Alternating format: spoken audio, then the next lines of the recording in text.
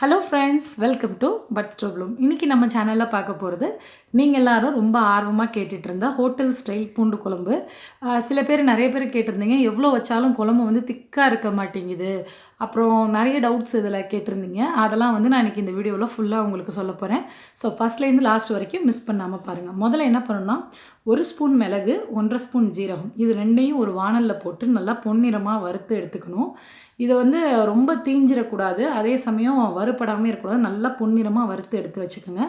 அதுக்கப்புறம் அரை மூடி தேங்காய் எடுத்துக்கோங்க. அதில் முக்கால்வாசி தேங்காவை திருவி இந்த மாதிரி வதக்கணும். எண்ணெய் எதுவும் ஊற்றி வதக்க தேவையில்லை. வெறும் தேங்காவே நீங்கள் வந்து கொஞ்சம் பொன்னிறமாகிற வரைக்கும் வதக்கணும்.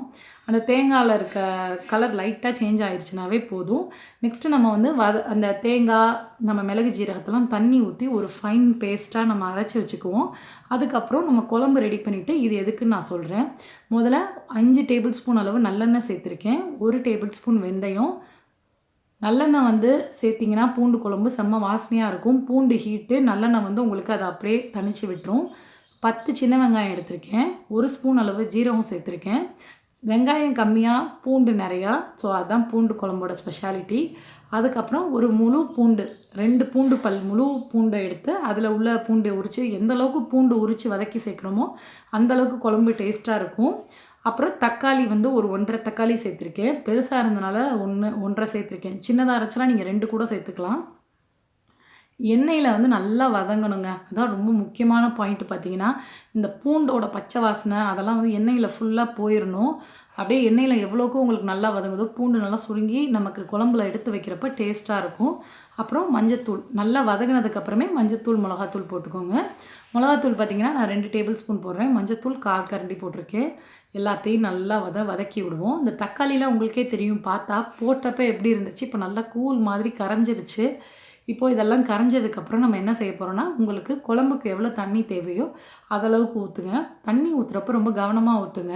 ஏன்னா குழம்பு வந்து, இந்த பூண்டு குழம்பு வந்து தண்ணியாக இருந்துச்சுன்னா சுத்தமாக நல்லா இருக்காது. கொஞ்சம் கெட்டியாக இருந்தால் தான் நல்லாயிருக்கும். தண்ணி ஊற்றுனதுக்கப்புறம் நம்ம அரைச்சி வச்சுருக்கோம் இல்லையா, மிளகு ஜீரகம் தேங்காய் பேஸ்ட், அப்படியே அந்த பேஸ்ட்டை வந்து இதில் எடுத்து சேர்க்குறோம். உங்களுக்கு வந்து எண்ணெயில் வதக்கி இன்னொரு வாட்டி வதக்கி போடுறா இருந்தாலும் நீங்கள் தண்ணி ஊற்றுறதுக்கு முன்னாடி எண்ணெயிலே போட்டு வதக்கலாம். பட் வந்து அடுப்பு ரொம்ப தீர மாதிரி ஆயிரும் அது போட்டிங்கன்னா. மல்லித்தூள் வந்து இந்த பூண்டு குழம்புக்கு 1 ஸ்பூன் மட்டும், 1 டேபிள் ஸ்பூன் மட்டும் போடுங்க. தேவையான அளவு உப்பு சேர்த்துக்குங்க. மல்லித்தூள் வந்து அதிகம் போட்டிங்கன்னா குழம்போட ருசி வந்து நல்லாவே இருக்காது. அதே போல் புளிக்கரைசலும் ரொம்ப விட வேணாம். ஓரளவுக்கு புளிக்கரைசல் தேவையான அளவு விட்டுட்டு ஒரு துண்டு வெல்லம் போட்டிங்கன்னா நம்மளோட பர்ஃபெக்டான ஒரு பூண்டு குழம்பு சூப்பராக ரெடி ஆயிடுச்சு.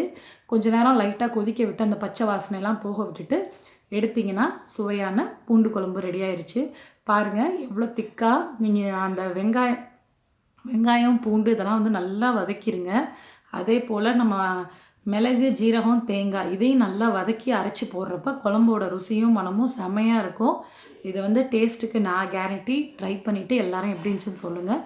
மறக்காமல் நம்மளோட பட்ஸ் டூ ப்ளூம் சேனலை சப்ஸ்கிரைப் பண்ணிக்கோங்க. தேங்க்யூ.